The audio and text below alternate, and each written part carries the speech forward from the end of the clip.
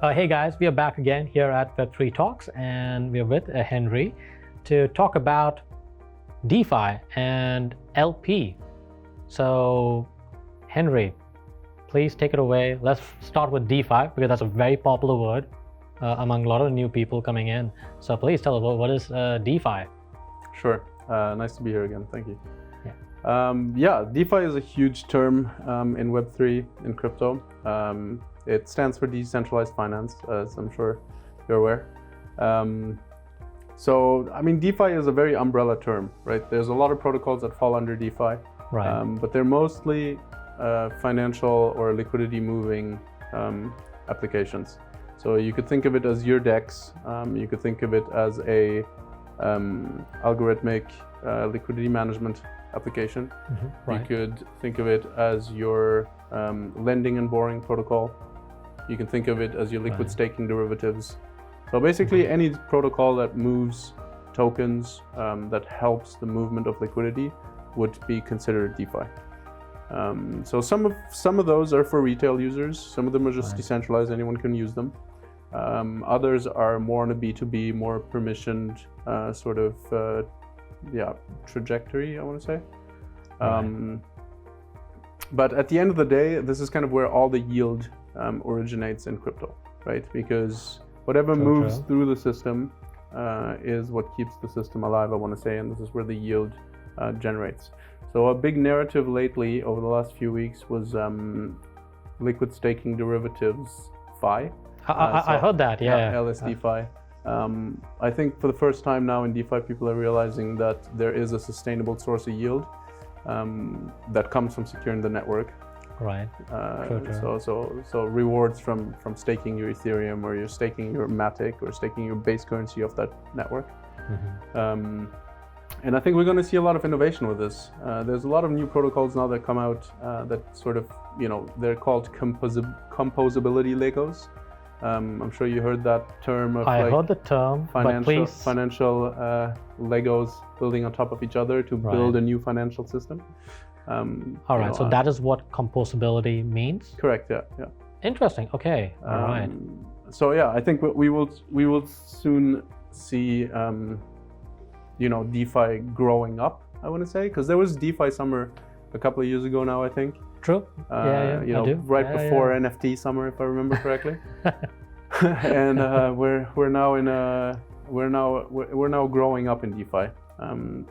So yeah, I mean, DeFi is, I want to say, for the advanced user.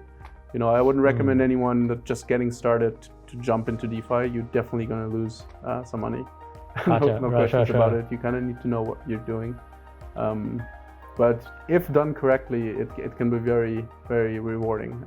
Just because you're making sure that the network runs safely while providing liquidity for protocols to interact or for users to swap in and out of tokens. So you're actually contributing to the growth of the ecosystem, and you're contributing to this new narrative of a new financial system. Interesting. Oh, that's good. No, that's a really good info. This other term I keep hearing along with DeFi is LP. Now, LPing, yeah. LPing, yeah. Correct. But just for the new people, right? Like, hey, wait. Okay, I know what DeFi is. What is LPing? Definitely. So yeah, LPing is liquidity provision, which basically means any token for it to be traded needs to have liquidity. Right. What that means in very simple terms is you need to be able to buy and sell it at any moment. Right. If an asset is illiquid, you cannot get rid of it. So a house, is semi-liquid because it will take you a few months to sell it. You can't just sell it today. True. Right. Yeah. Money, on the other hand, is extremely liquid. I could just give you $1 and you give me something, and it's done. So LPing is really that. It's providing a liquid exchange between assets. So some assets in crypto are a lot less liquid than others. Right.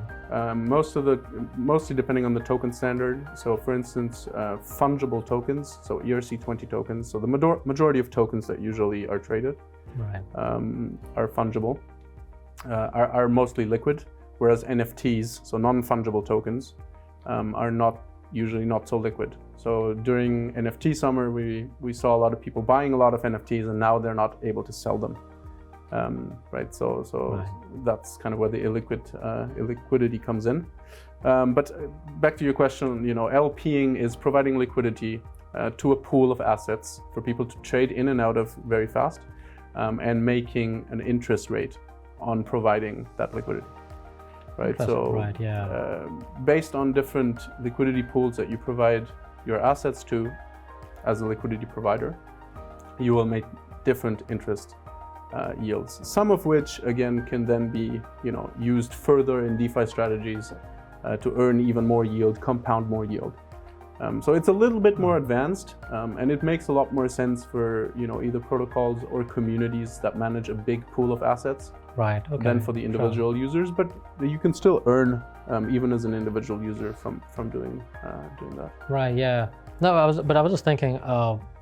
But it's still open for anybody, right? There's no gatekeeping, like for gatekeeping in terms of getting into DeFi or becoming an LP, right? Correct. Yeah, it's permissionless. Anyone Right. can do it. But yeah, it's very dangerous for most people who don't know what they're doing. Sure. Not Okay. only because there are things like impermanent loss that people really underestimate. So there needs to be some sort of risk management strategy to limit Sure. that loss. And also just simply because there's a lot of forks and a lot of scammy projects that will just, Right. you will Yeah. provide liquidity, and the next moment they'll take that liquidity from you. Because at the end of the day, Yeah. you're actually giving your assets to a pool, right? So you need to True. make sure that Yeah. that pool is safe. You need to make sure that the people that manage that pool are also to be trusted. So yeah, it's a little bit more advanced. We actually go very in depth on all of this on our educational platform, SocialFi Academy. So we help Right, people, okay. maneuver through this. We actually set up specific liquidity pools for people to experiment with, and to sort of help the ecosystem grow in a safe way and provide liquidity in a safe way. So yeah. No, that's good. No, I think that's good. I think the new users who are getting into the space, they want to learn about DeFi because I do believe it's making a comeback, but in a much bigger way. It's grown up, like I said earlier. Yeah. So I think SocialFi Academy is the place to be if you want to learn how to handle your risk, learn advanced strategies, and just be a better and a smarter participant in the new economy. Would that be? Yeah, I agree. best I way to agree. say it? Like for people who want to interact with Web3, it is absolutely crucial for them to master the concepts of DeFi, because the concepts of DeFi really are the fundament of all of this exchange and this new economy and this flourishing new financial system. So these concepts are really the very fundamental things to understand and to master. That's awesome, Henry. Hey guys, you heard it right here. You want to participate in this new economy of DeFi, learn about LP, learn about risk management, SocialFi Academy is a place to be.